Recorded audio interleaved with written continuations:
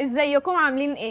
مش عارفه ابدا منين ولا على اي اساس. على اساس امال اللي كانت مكانكم في يوم من الايام وجابت مجموع مش عاجبها وعادي جدا عيطت وزعلت واخدت وقتها في الزعل وحمدت ربنا وكملت حياتها ونسيت كل ده، ولا على اساس امال اللي قاعده قدامكم دلوقتي اللي دخلت كليه بالصدفه، كليه ما كانتش تسمع عنها اصلا، وحاليا هي مبسوطه جدا وراضيه كل الرضا اللي في الدنيا. تعرفوا انا لو كنت دخلت الكليه اللي انا عايزاها ما كنتش هكون مبسوطه دلوقتي ولا حابه ايام الكليه، ولا حتى كان زماني قاعده بتكلم معاكم دلوقتي. بالعكس كنت هكون مضغوطه وكنت هكون شخصيه تانية تماما عكس اللي انتوا شايفينها دلوقتي. زمان قالوا لي نفس الكلام اللي اكيد اتقال لكم واللي هو بيتقال في المواقف دي، ده قدرك، ده نصيبك، ده خير ليك، وكلام كتير. ساعتها انا كنت بحمد ربنا، بس انا جوايا كنت زعلانه. هي كلمه زعلانه ما كانتش كفايه.